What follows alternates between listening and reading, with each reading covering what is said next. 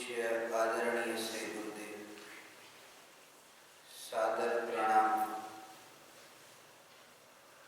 अगर आ जन्मમાં सम्यक દર્શન ન થયું તો આ આત્માનું જ્ઞાન જે સાંભળ્યું છે તે આગલા જન્મમાં કોઈ પણ શરીરમાં યાદ રહેશે? જય શ્રી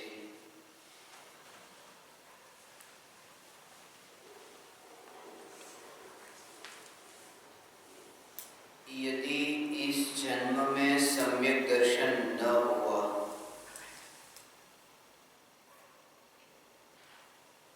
तो यह जो आत्मा का ज्ञान सुना है वह अगले जन्म में किसी भी शरीर में याद रहेगा?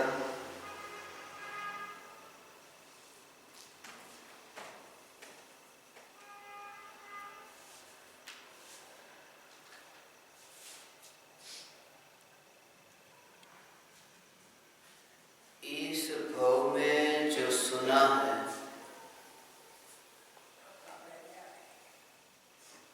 वो अगले जन्म में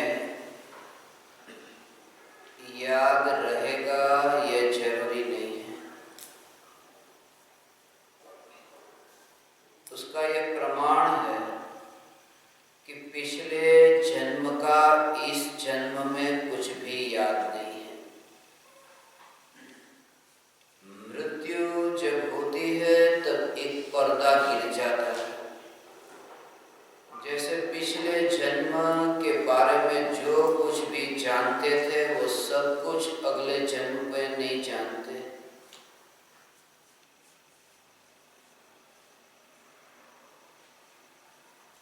मगर ये जरूरी नहीं है कि अगले जन्म में याद आएगा ही नहीं।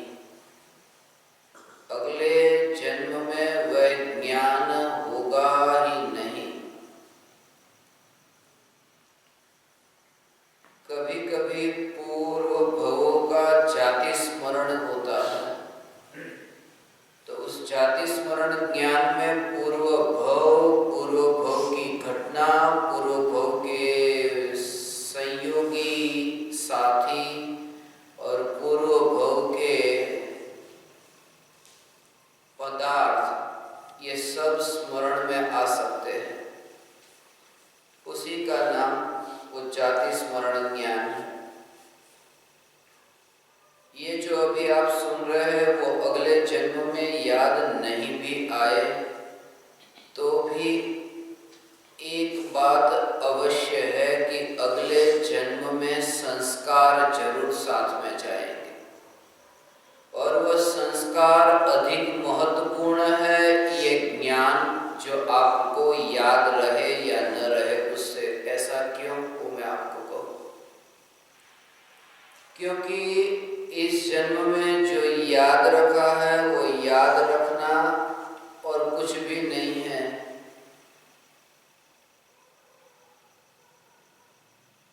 दिमाग की कसरत है।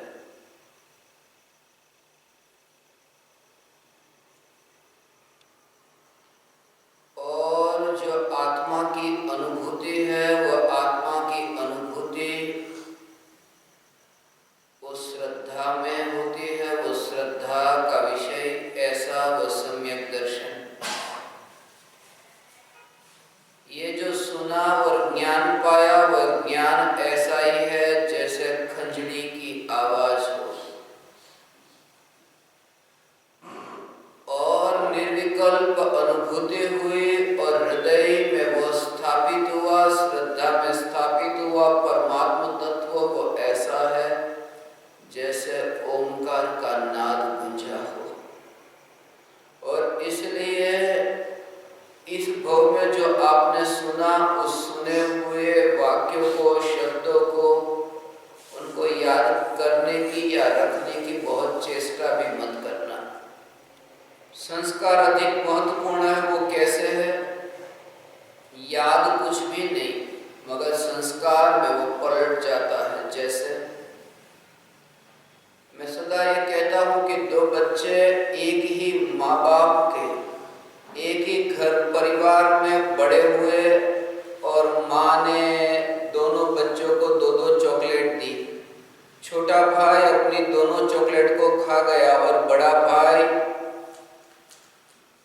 इसने अपनी दोनों चॉकलेट नहीं खाई थी, तो वो छोटे भाई की ओर जब देखता है तो पता चला कि छोटा भाई लालच से उसकी ओर देखता है, बड़े भाई की ओर, क्योंकि उसने अपनी 2 चॉकलेट तो पहले खा ली। अब बड़ा भाई जिसको ये भाव आया कि मैं 1 चॉकलेट मेरे छोटे भाई को दूं, तो बड़े भाई ने 1 खाई और छोटे भाई ने 3 खाई। एक ही माँ, एक ही पिता, एक ही परिवार, एक ही घर में रहने वाले, और माँ बाप ने दोनों को कहा था कि उदार होना, कंजूस लालची मत होना। फिर भी ये छोटा लालची हुआ और बड़ा उदार हुआ, ऐसा क्यों? सीधा सा कारण है, ये पूर्व भोग के संस्कार है। पूर्व भोग का इन दोनों को कुछ भी याद नहीं है, मगर वो जो संस्कार पूर्व भोग के हैं वो इस भोग में साथ में आए हैं। और आपका यहाँ आकर के बैठना ये करोड़ों लोगों के बीच में, इनमें भी आपके पूर्व भोग के संस्कार ही है, भले आपको याद रहे या न रहे। ये संस्कार का ही वो परिणाम है। मुझे घटना अब स्मरण में आती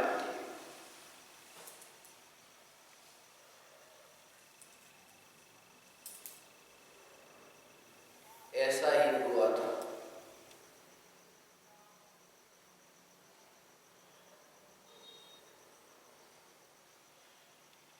जब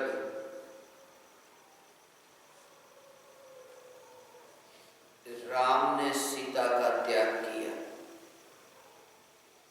राम ने सीता का त्याग किया और ये भी नहीं कहा कि मैं तुम्हें जंगल में छोड़ रहा हूं, तुम्हारा त्याग कर रहा हूं।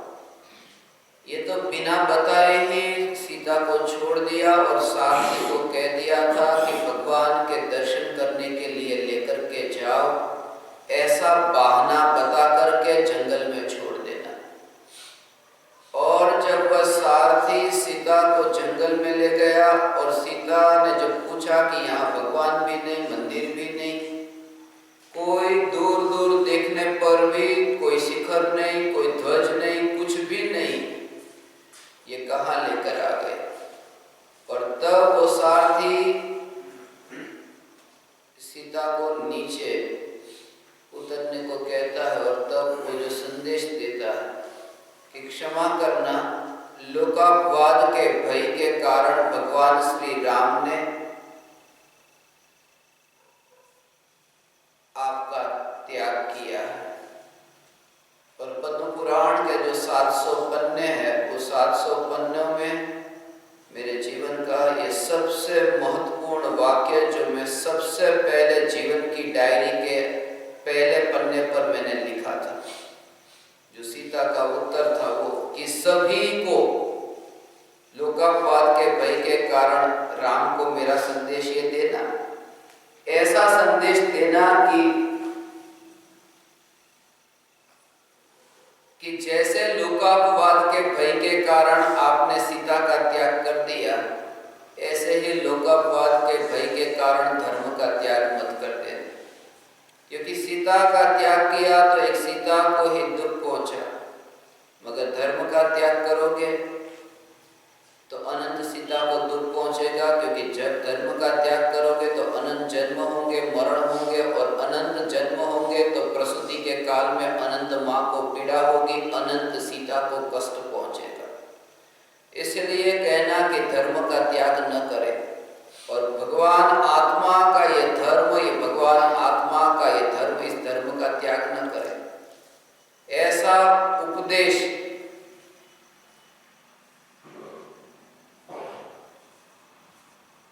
सीता ने राम के लिए ये संदेश भेजा था। और सारथी ने ये सुना, और सुना अभी पहुंचा ही नहीं, अब तो यहीं पर ही है, अभी निकला भी नहीं, मगर ये जो कहा था, ये सुना हुआ ये वाक्य पेड़ पर एक पक्षी है, वो पक्षी ने सुन लिया। और वो सुनते ही उसे पूर्व भोग का, इन शब्दों से ही पूर्व भोग का स्मरण में आया। पूर्व में उसने सुना था और उस पक्षी को उस समय आत्मज्ञान की प्राप्ति हुई। राम तक तो ये संदेश भी नहीं पहुंचा था, किसी के लिए ये उपदेश दिया गया था और किसी ने सुन लिया और पा लिया। यदि आपको इस भव का अगले भव में याद भी न रहे, मगर वो संस्कार में यदि वो संचित हो जाए, तो निश्चित रूप से आपको निकट काल में आत्मा की अनुभूति होगी। मगर आप ऐसा क्यों सोचते हो कि अगर इस जन्म में सम्यक दर्शन न हुआ तो? मैंने कुछ समय के लिए आपको मौका दिया है, मैंने यहाँ पर मौका दिया है आपको। जिन ज्ञान दीपकों को मैंने चुना है और बाकी को नहीं चुना, उनकी कसौटी ही मैंने की। उनमें से कुछ तो वैसे ही निकल गए हमेशा के लिए, मेरी कसौटी में ही फेल हो गए। मैंने कसौटी ही की कि तुमको मैं अब में रखूंगा। तो कुछ लोग कल निकल गए कि हमारा तो ज्ञान दीपक में नंबर ही नहीं आया। मैंने तो उनकी कसौटी ली थी, मैं तो 2 दिन के बाद में उनको यहाँ रखने वाला था। अब वो कभी यहाँ नहीं आ सकते, मेरी कसौटी में वो फेल हो गए। तुम ऐसा क्यों कहते हो कि तुम्हें इस भव में सम्यक दर्शन नहीं होगा? क्योंकि मैंने जिन ज्ञान दीपकों को चुना है उनको तो इस भव में ही सम्यक दर्शन होगा और निकट काल में आपका भी उसमें नंबर लगने वाला है। बस आपका नंबर लगने वाला है, मगर यहाँ पर अब आपकी कसौटी कुछ और होगी, क्योंकि ये कसौटी तो मैंने बता दी। अब दूसरी कसौटी क्या होगी वो आपको नहीं पता होगा। उस कसौटी को आपको उस कसौटी में पार होना पड़ेगा। मगर ऐसा मत सोचो इस भव में सम्यक दर्शन नहीं होगा, इस भव में ही होगा, यही होगा। थोड़े दिन पहले ही ये भाई साहब आए थे, उन्होंने कहा, सामने पीछे से जो विनोद जी बैठे हैं, उन्होंने ही कहा कि यहाँ आकर के एक बात तो हमें दृढ़ हो गई कि सम्यक दर्शन हो सकता है और इसी भव में हो सकता है और उम्राला में ही हो सकता है, ये पता चल गया। उन्होंने यही कहा कि पहले तो भरोसा ही नहीं बैठता था कि होगा या नहीं होगा। कंकल जी के भाई ऐसा अंदर से भरोसा बैठा, क्योंकि यहाँ पर मेरा जो संगम होगा, यहाँ ऐसा ही संगम मैं रखना करना चाहता हूँ कि जहाँ पर चैतन्य की धुन और चैतन्य की भक्ति, चैतन्य की मस्ती भी होगी, भक्ति की मस्ती भी होगी और ध्यान की मस्ती भी होगी। भक्ति में भी तुम इतने तन्मय ऐसे मस्त हो जाओगे और यहाँ ध्यान में डुबकी लगा करके उस चैतन्य सागर में से मोती निकाल लाओगे। यहाँ पर सब होगा, सब होगा और यहाँ कोई बंधन नहीं होगा। यहाँ पर मुक्ति ही मुक्ति होगी। तुम्हें कभी भी आना हो तो आओ, जाना हो तो जाओ, मगर कसौटी में से थोड़ा तो पार होना पड़ेगा। मैंने ऋषभ को कभी नहीं कहा कि मैं तुम्हारी कसौटी लूंगा, वो पार हो गए। मेरा उससे कोई ज्यादा परिचय भी नहीं, मगर जिनकी आंखों को मैं देखता हूं, मुझे पता है कि अब ये यहाँ से जा नहीं सकता। फिर जाए तो जाए, मगर पाने के बाद में ही अब जाएगा। अब वो अनुभूति कि बस अब तो ये देह ऐसा न्यारा ही दिखता है, जैसे इस देह को तो मैं बस अंतिम यात्रा पर लेकर के निकला, ऐसा ही लगता है।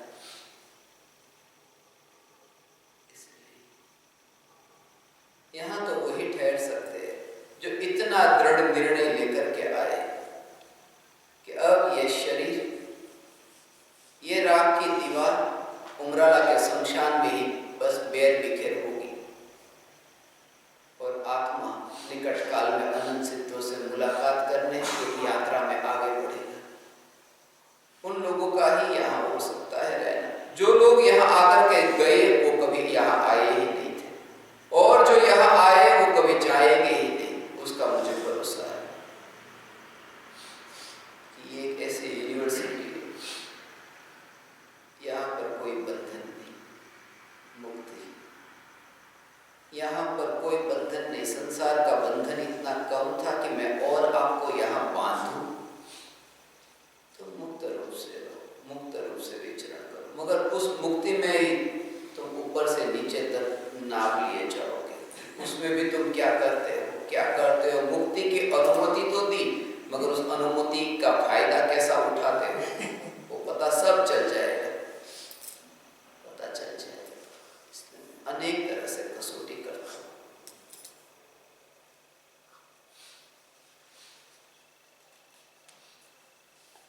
दूसरा प्रश्न, गुरुदेव, जिस दिन अनेकांत दृष्टि प्रकट होगी, किसी भी द्रव्य की, किसी भी गुण की एक भी पर्याय तुम्हें अयोग्य नहीं लगेगी। गुरुदेव, इसका भाव समझाने की कृपा करें, क्योंकि उस दिन के प्रवचन में समय के अभाव के कारण विस्तृत विवेचन नहीं आ पाया था। समय का अभाव तो आज भी है।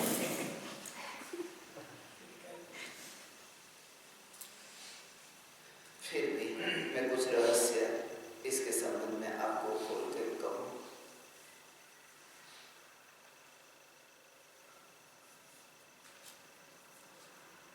जिस दिन अनेकांत दृष्टि प्रकट होगी, किसी भी द्रव्य की, किसी भी गुण की एक भी पर्याय तुम्हें अयोग्य नहीं लगेगी। अनेकांत दृष्टि किन्हें प्रकट होती है? अनेकांत दृष्टि सम्यक दृष्टि को प्रकट होती है, क्योंकि अनेकांत दृष्टि जो है वो अनेकांत का दूसरा ही नाम प्रमाण है। और प्रमाण ज्ञान 5 प्रकार के हैं, मति ज्ञान, श्रुत ज्ञान, अवधि ज्ञान, मनोपरि ज्ञान और केवल ज्ञान। 3 ज्ञान वो प्रमाण नहीं है, कुमति ज्ञान, कुश्रुत ज्ञान और कुअवधि ज्ञान। तो मति ज्ञान और श्रुत ज्ञान ये सम्यक दृष्टि को ही होते हैं, और इसलिए सम्यक दृष्टि की दृष्टि को अनेकांत दृष्टि, ऐसी अनेकांत दृष्टि सम्यक दृष्टि को प्रकट हुई। वो अनेकांत दृष्टि से जगत को देखते हैं, इसलिए फिर कुछ भी अयोग्य नहीं लगता। इसके बारे में मैंने एक किताब लिखी थी 26 नवंबर 2008 के दिन, करीब 10 साल पूरे होंगे। वो 26 नवंबर 2008 की रात को आतंकवाद में अनेकांतवाद नाम की एक किताब लिखी थी, multiple view points on terrorism. और उसमें उस दिन जब ताज और ओबेरॉय में फायरिंग हुआ था और वीटी स्टेशन पर भी 200 लोग जितने मर गए थे, तब ये लिखा था कि निर्दोष लोगों को मार दिया। और वो एक टीवी चैनल वाले ने जब मेरा इंटरव्यू लिया था, और उस इंटरव्यू में मैंने उनको ये बात बताई थी,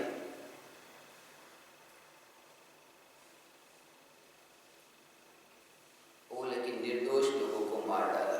मैंने कहा कि निर्दोष को नहीं मार डाला, वे निर्दोष नहीं थे, उनका आयुष्य ही इतना था, उनके कर्म थे, वो निर्दोष नहीं थे। क्योंकि इस पृथ्वी पर बिना दोष के आपको कोई कर्म का फल भोगना ही नहीं पड़ता। आपके कुछ न कुछ दोष होते हैं, तभी तो आपको भोगना पड़ता। ये बात सच है कि हमारा उनके प्रति वो करुणा का भाव आए, दया का भाव आए, मगर वो निर्दोष है ऐसा तो कभी मत मानना। उनका भी कुछ अपराध था। बोले सामूहिक मरण हुआ, बोले सामूहिक मरण हुआ, मगर सामूहिक मरण तो हम भी कितने समूह में जीवों को मार देते हैं। नीचे चींटी है, चींटी का दर है, वहां पर 200 चींटी है, पैर रख दिया उसके ऊपर, तो एक साथ में सामूहिक मरण हो गया। तुम्हें कभी लगता है कि मैंने सामूहिक मरण किया? उसने समूह में मारा, मगर तुमने अपने कारण से जो हिंसा हुई वो हिंसा तो तुम्हें हिंसा लगती ही नहीं। तुम्हें मनुष्य का मरण ही मरण लगता है, इनका तो मरण लगता ही नहीं। और बहुत सारी बात लिखी थी कि जब अनेकांत दृष्टि प्रकट होगी तब इस दृष्टि से ऐसा है, इस दृष्टि से ऐसा है। जब तुम्हें लगता है कि 200 लोगों को मार दिया, तब कमांडो वालों ने वहां पर 10 आतंकवादियों को भी मार दिया, तो वो भी समूह में मार दिया, एक साथ में मार दिया, तो उनका सामूहिक मरण तुम्हें नहीं दिखा। फिर उन्होंने बहुत से प्रश्न पूछे थे कि क्या आतंकवादी आपके रिश्तेदार हैं? मैंने उनको कहा कि आतंकवादी मेरे रिश्तेदार नहीं है। यदि आतंकवादी तुम्हारे रिश्तेदार होते तो तुम क्या करते? तुम उन्हें मार देने का मौका करते या फिर एक बार मौका देते कि चलो अपराध हुआ है। और बहुत सारी बातें उस किताब में लिखी है, इंटरनेट पर भी उपलब्ध है। आतंकवाद में अनेकांतवाद, आतंकवाद मां अनेकांतवाद। और इसमें अनेकांत दृष्टि जब प्रकट होती है तो कुछ भी अयोग्य नहीं लगता। और प्रत्येक पर्याय का स्वीकार होता है। एक पर्याय का स्वीकार हो और एक पर्याय का स्वीकार न हो ऐसा नहीं, सब पर्याय का स्वीकार, सब पर्याय का स्वीकार। और उसका बहुत गहरा भाव मुझे घटना विस्मरण में आई। एक बहन जी थे, उनको मैं पढ़ाता था। उनकी नानी की मृत्यु होने वाली थी, कुछ दिन की देरी थी, ऐसा लग रहा था कि थोड़े ही दिन में मर जाएंगे। तो उन्होंने मुझसे कहा कि मेरी ये भावना है कि आप मेरी नानी की मृत्यु हो जाए तो भी मैं रोऊंगी नहीं, मुझे रोना नहीं है। नानी की मृत्यु में इतनी समता से रहूंगी, मैं रोऊंगी नहीं, और जो भी हो जाए मुझे कोई फर्क नहीं पड़ता, बस मैं इतनी दृढ़ता से ठीक है। और नानी की मृत्यु हुई और वो गई नानी के घर, और बिल्कुल नहीं रोई, बिल्कुल नहीं रोई, और स्वीकार कर लिया कि मृत्यु होने वाली नानी, वो भी इतनी उम्र हो गई थी, बीमार थी, मर गई, स्वीकार कर लिया, ठीक है। रोई नहीं, आंख में से एक आंसू भी नहीं बहा, आंसू की बूंद भी नहीं टपकी। और फिर वो मुझसे मिले, उन्होंने कहा कि मैंने स्वीकार कर लिया, बस उस पर्याय का स्वीकार कर लिया। मगर आपको एक बात बताओ। मैंने कहा क्या? उन्होंने कहा कि नानी की जब मृत्यु हो गई और मैं रोई नहीं, तो हमारे जो रिश्तेदार हैं उन लोगों ने इतनी मेरी निंदा की कि नानी की, सगी नानी की मृत्यु मगर रोई ही नहीं, रोती ही नहीं है। देखो कैसे कैसे लोग हैं कि मैं न रोई तो भी वो मेरी निंदा करते हैं। मैंने उसको कहा कि नानी की मृत्यु हुई, उस पर्याय का स्वीकार किया, मगर उन्होंने निंदा तुम्हारी की, उसका स्वीकार नहीं किया। स्वीकार करने का मतलब कि सबका स्वीकार थी, मर गई तो मर गई, और निंदा की तो निंदा की। और अब मैं तुमको डांट रहा हूं कि तुमने ऐसा किया, तो उसका भी स्वीकार, माने सब पर्याय का स्वीकार। तो अनेकांत दृष्टि का मतलब इस जगत में कोई भी पर्याय अयोग्य नहीं लगती, वरना वो पर्याय यदि अयोग्य होती तो उस पर्याय को जानने वाला केवल ज्ञान अयोग्य हो जाता। केवल ज्ञान योग्य है, बिल्कुल सुव्यवस्थित है, क्योंकि केवल ज्ञान में जो जानने में आ रहा है वो जगत सुव्यवस्थित है। इस जगत में कुछ भी अयोग्य नहीं, और तभी तो संभव रहता है, नहीं तो वो वितरागता है। वो रहती टिकती कैसे? वितरागता इसलिए तो टिकती कि सब योग्य है, सब ठीक है। इसलिए और अंतिम प्रश्न, પૂછે ગુરુદેવ ચિંતવનમાં ખૂબ વૈરાગ્ય વેદાય છે, પણ પછી એ ટકતું નથી। વિચારતા સ્પષ્ટ સમજાય છે કે સંસાર ભાવ એકાંત દુઃખરૂપ છે। જાગૃતિ કેમ ટકી રહે એ સમજાવવા કૃપા કરશો છે। લિખિત મહેન્દ્ર છેડા।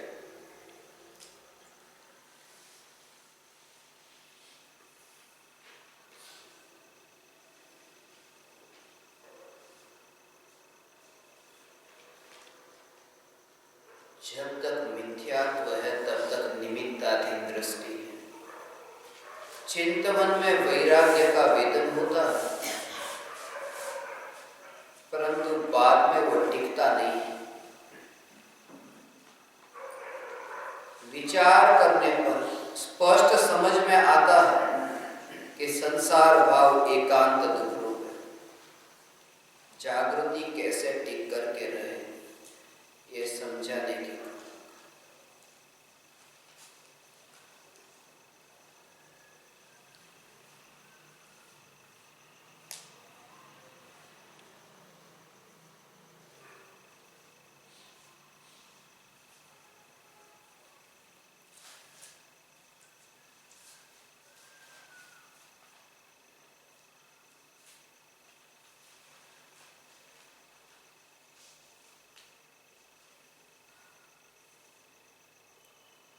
जब तक निमित्ताधीन दृष्टि है तब तक सदनिमित्तों में रहना जीव का कर्तव्य है।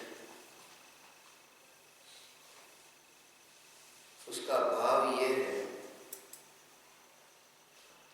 भाव ये है, अभी जिस निमित्त में हम जाते हैं उस निमित्त के अनुरूप अभिभाव हो ही जाते हैं।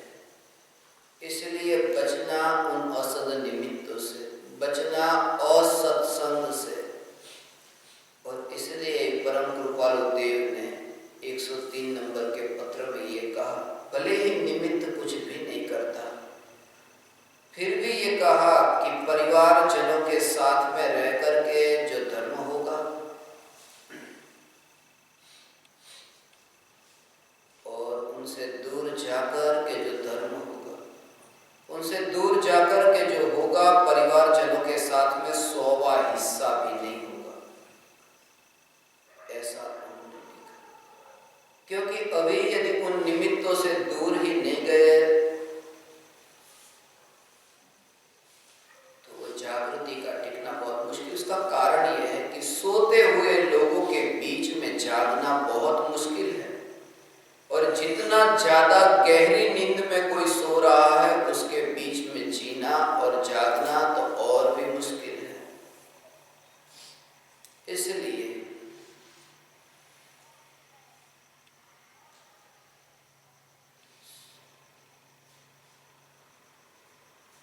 सदनिमित्त की खोज कर, सदनिमित्त की खोज कर, असद निमित्त से बचने का प्रयत्न कर। और बीच में जब भी अवकाश जैसा लगे वो अवकाश नहीं लगना चाहिए।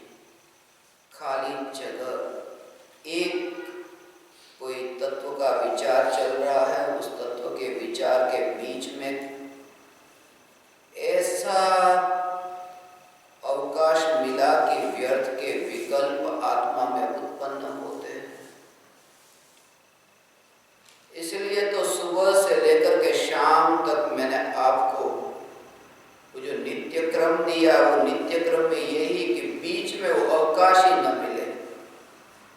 तुम जाप करो, ध्यान करो, पाठ करो, स्वाध्याय करो, सत्संग करो, माने कंटिन्यूस तुम्हारा लगातार तुम्हारा वो चिंतन की धारा उल्टी करके रहे,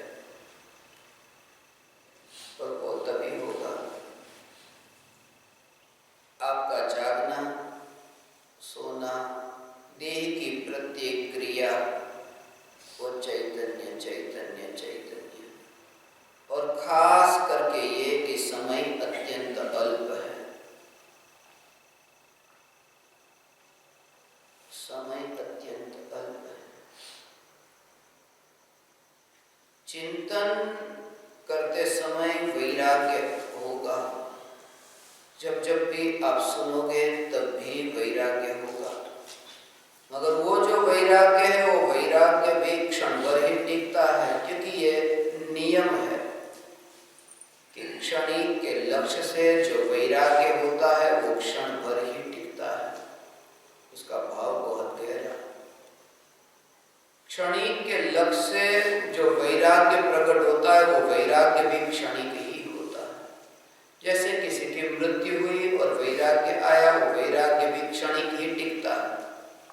और प्रवचन सुनते समय जो वैराग्य आता है वो वैराग्य भी क्षण भर ही टिकता है, क्योंकि वैराग्य जिसके कारण आया है वो भी क्षणिक है, और वैराग्य जिसके कारण आया है वो वाणी के कारण, और वो वाणी क्षण भर के लिए है, वैराग्य भी क्षण भर के लिए है, वैराग्य भी टिकता नहीं है। और इसलिए वाणी सुन करके जो वैराग्य आएगा वो वैराग्य भी क्षण भर ही टिकेगा। इसलिए कभी कभी आपको लगता हो कि प्रवचन के समय इतनी अंदर की मस्ती और इतना वैराग्य से आपका हृदय भर जाता है, और फिर उठ करके बाहर जाते समय वो वैराग्य ऐसा तो टिकता ही नहीं। उसका एक ही कारण है, क्योंकि वो वाणी के लक्ष्य से वैराग्य हुआ। वाणी अनित्य है, वो वैराग्य भी अनित्य होगा। मगर चैतन्य की नित्यता और त्रिकाली की ध्रुवता को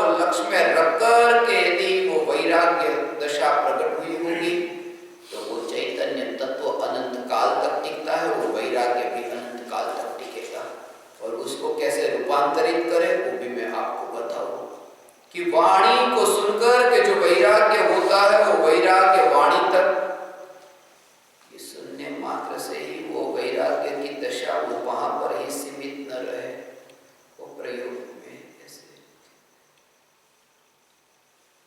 बीच में कभी कभी वैराग्य वाली दशा नहीं भी लगेगी तो भी निराश मत होना। बीच में थोड़ा समय ऐसा आएगा, वो भी ऐसा आएगा बीच में ऐसा समय कि जब यहाँ आते हो वैराग्य से भर जाते हो, कभी कभी तुम उस भाव दशा में पहुंच जाते हो। उसके बाद में कभी कभी ऐसा होता है कि बहुत क्रोध का भाव आता है, इतना अहंकार का भाव आता है, ऐसे ऐसे भाव आते हैं जो भाव पहले कभी नहीं आए थे। उन भावों के कारण तुम निराश मत होना, इसलिए क्योंकि ये भाव है, उसका आना भी स्वाभाविक है, उसका आना भी स्वाभाविक है। बहुत बार हमारे शरीर की ये स्थिति है, उसमें भी ऐसा इस प्रकार का परिवर्तन होता है। ये स्त्री हो या पुरुष हो, किसी को भी शरीर की जैसी सी क्रिया है, उस क्रिया के अनुरूप वहाँ परिवर्तन होता है और उसका स्वरूप बहुत सूक्ष्म है। शरीर जैसा अभी शरीर में, शरीर और आत्मा दोनों अलग अलग है, दोनों के बीच में कोई संबंध नहीं, फिर भी इस देह के साथ में रहते हैं, देह के साथ में रहते हैं। और देह में जिस प्रकार का हम भोजन डालते हैं, हमारे विचार, हमारी वृत्ति, हमारे विकल्प उस रूप में ही ऐसे होते हैं, क्योंकि बहुत बहुत उसका गहरा संबंध है। वो शरीर का ही संबंध नहीं है, वो चित्त, वो विचारों में भी ऐसी एक साइकिल आती है। स्त्रियों को जैसे मासिक धर्म की साइकिल होती है, ऐसे ही उस साइकिल में भी उसके विचारों में, उन दिनों में उनके जो विचार है, विचार में इतनी वो गड़मथल रहती है। पुरुषों को शरीर की क्रिया नहीं होती, मगर उन दिनों में बीच बीच में कुछ अंतराल में वो विचारों में ऐसे ऐसे विचार आएंगे, जिस स्थिति में अभी मनुष्य का ये शरीर ऐसे आएंगे। मगर उनमें भी जब भी ऐसी दशा आए कि तुम्हारे चित्त में बहुत ही ऐसा अंदर में कोलाहल हो, तब भी तुम निराश मत होना। तब भी उस निराशा से तुम मुक्त हो करके कि ये भी कोई उदय आया है, वो पुराना स्वाभाविक है, क्योंकि आगे के गुण स्थानों में फिर ऐसे उदय नहीं आते, वो यहीं पर ही आ जाएंगे। तुम निराश मत होना, तुम्हारी यात्रा आगे की ओर होने वाली है, जो आगे नहीं मिलने वाले और आगे आने की जिनकी संभावना नहीं होती। वैराग्य प्रकट होने के बाद में बीच बीच में कभी ऐसे भी भाव आए तो आ जाएंगे, उससे भी निराश होने की जरूरत नहीं है। वो भी आए और गए, और उस समय भी वो जो दशा है, वो दशा कैसी रहती है वो मैं कहूँ, वो कैसी रहती है। जैसे कोई व्यक्ति यहाँ आत्मा की बात सुनता है, आत्मा की वाणी वो सुनता है, वो सुनता है और सुनता है, और उस समय भी वो जैसे भोगों के प्रति जो रुचि और भोगों के प्रति जो आसक्ति, ऐसी आसक्ति जैसे आत्मा की बात सुनते समय उसको पड़ रही है, अंदर में सुनता है आत्मा की बात, मगर अंदर में जो वृत्ति उस रूप में ही है, जो भोगों की वृत्ति है कि घूमने जाना है, भोजन करना है, मित्र को मिलना है, तो ये जो वृत्ति जो है, उस वृत्ति का यहाँ पर सुनते समय भी वो है। और इसलिए वो जो आनंद आता है, उस आनंद में भी ये आनंद सिर्फ यहाँ का वैराग्य का आनंद मत समझना, उसमें वैराग्य का ही आनंद नहीं है, उसमें बहुत ढेर सारी चीजें मिली हुई, वो शुद्ध ऐसा निर्मल वैराग्य अब तक आया नहीं है। ये चिंतन करते समय भी वो वैराग्य नहीं है, वो वैराग्य नहीं है, वो वैराग्य नहीं है। वो क्यों नहीं है वो मैं कहूँ। जैसे आपको लगता है यहाँ प्रवचन सुनते हो, आपको सुनते समय बहुत वैराग्य आया, और वो वैराग्य का भाव है, वो वैराग्य का भाव वो बिल्कुल बनावटी भाव है। वो कैसे बनावटी है पता कैसे चले कि आपको पता चले, अभी कोई आकर के आपको समाचार दे कि बैंक में जो रुपया आपने रखे थे 5 करोड़, वो बैंक की लूट गई कि 5 करोड़ चले गए, वो जो वैराग्य टिक करके रहता है या फिर उछल कूद हो जाती है। समझना कि वो जो वैराग्य के जो आनंद आता था, उस आनंद में सिर्फ आत्मा की बात सुनने का ही आनंद नहीं था। वो 5 करोड़ बैंक में पड़े हैं, वो अंदर में पड़ा हुआ है,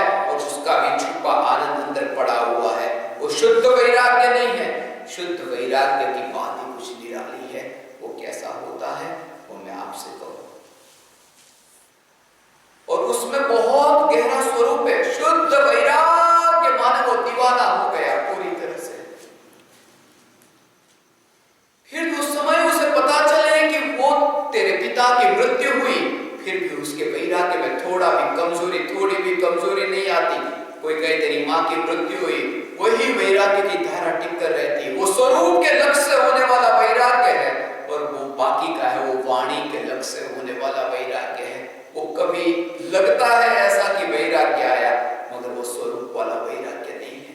वो सुन सुन करके तुम्हें अभी आ रहा है, तुम्हारी आंखों से आंसू की धारा बहती है। जब तुम सुनते हो कभी कभी रोने लगते हो, इतने आंसू बहते हैं, मगर वो चैतन्य के स्वरूप के लक्ष्य नहीं। क्योंकि उस समय भी तुम्हें ये आत्मा का स्वरूप सच्चा लगा है, मगर तभी तुम्हें कोई कहे कि भूकंप आया, तुम्हें वो स्वरूप की महिमा नहीं कि स्वरूप में लीन हो, तुम बाहर भागोगे। पहले स्वरूप की मस्ती की बात ही कुछ और है, वो बात ही कुछ और है। एक क्षण के लिए भी ऐसा वैराग्य तुम्हें प्रकट हो जाए बस। और इसीलिए मैं कहता हूं, एक परमाणु को भी बचाने का भाव जब तक नहीं जगत नहीं रहता, तब तुम्हें ऐसा वैराग्य प्रकट होता है। ऐसे बस तब पूरा लोक शून्य हो जाए। मां नहीं, बाप नहीं, भाई नहीं, बहन नहीं, संपत्ति नहीं, पुत्र पत्नी परिवार नहीं, ये सारा जगत शून्य हो जाए तो भी अभी का वैराग्य अगले समय सारा जगत शून्य होने पर वैराग्य ऐसा नहीं होता। तो धारा मैं उसे वैराग्य कहता हूं। हे ज्ञान दीपक, तुम्हें वो वैराग्य प्रकट होगा। एक ही उपाय है, स्वरूप के लक्ष्य से हो तो होगा, वरना नहीं होगा। क्योंकि किसके बल पर ये सारा जगत शून्य हो गया और ये तैयार बैठा है, उस शून्य जगत को होता नहीं है। मगर मैं इसीलिए कहता हूं कि तैयारी उसकी उतनी कि जगत सारा शून्य हो जाए। आखो जगत ये सोना थी बढ़ाई जाए तो पण मारे शू, અને આખું જગત શૂન્ય થઈ જાય તેથી મારે શું, दोनों स्थितियों में તેથી मारे શું, તેથી मारे શું, તેથી मारे શું। मैं साधकों को, यहाँ के विद्यार्थियों को मैं ये खास कहता हूँ कि તેથી मारे શું, जब भी कुछ हो તેથી मारे શું, ये जो है आको बात करूँ છું। महावीर भगवान जो है, महावीर भगवान को 2500 साल पहले केवल ज्ञान हुआ। छोटी सी नौनी को भी मैं पूछता हूँ, नौनी बेटा उभी था, અહીંયા કોઈ કરોડપતિ બહુ મોટી ગાડી લઈને આવે તો તેથી मारे શું, वो तो उसको भी पता है, सब उसको पता है। और कोई सुंदर दिखने वाली कोई अच्छी सी स्त्री आए तो તેથી मारे શું। અને કોઈ તને સોનાનું બિસ્કિટ આપી દીધું તો નથી આપવું જોઈએ તો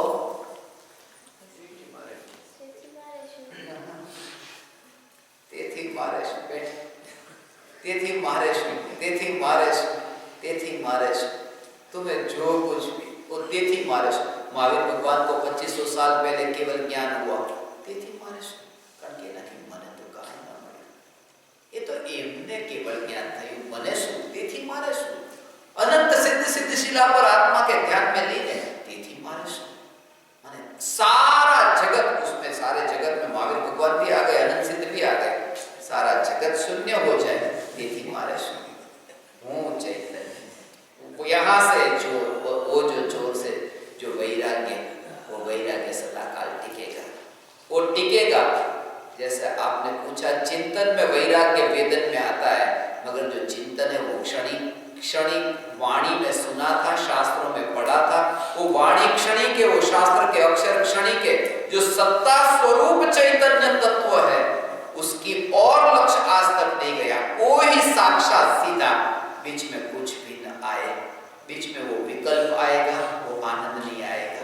वैराग्य तो आनंद से भरपूर होता है, वैराग्य दुख नहीं, वैराग्य में तो आनंद होता है। क्योंकि राग दुख रूप है तो वैराग्य सुख रूप होगा, सीधी सी बात है। मगर तुम देखो कि जिन्हें तुम वैरागी कहते हो उनके चेहरे को देखो कि चेहरा जैसे लटका है कि कितने दिनों से डिप्रेशन में है। वो वैराग्य का मतलब ये नहीं कि वो डिप्रेशन में है, डिप्रेशन में और वैराग्य में दोनों में अंतर है। उदासीनता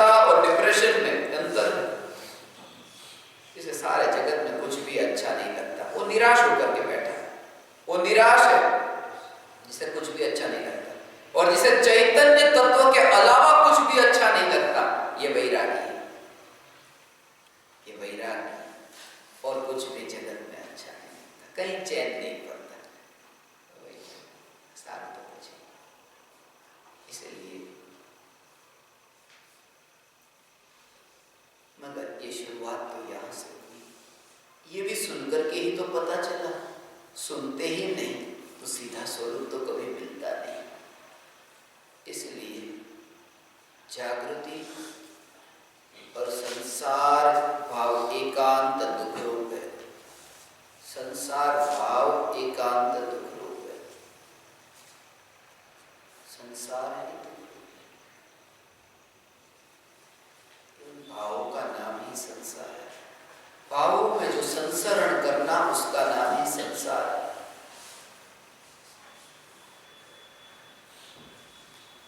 मगर मैं संसार में नहीं, मैं संसार में हूं ये मानना भी ये दुख है। मैं संसार में हूं ये मानना ये बहुत बड़ा दुख है, क्योंकि जब तक ये माना कि मैं संसार में हूं तब तक ये माना कि मैं पर्याय में हूं, और जब ये जाना और माना कि मैं चैतन्य मात्र हूं, कि संसार में हूं ही नहीं, वो संसार से पार हुआ।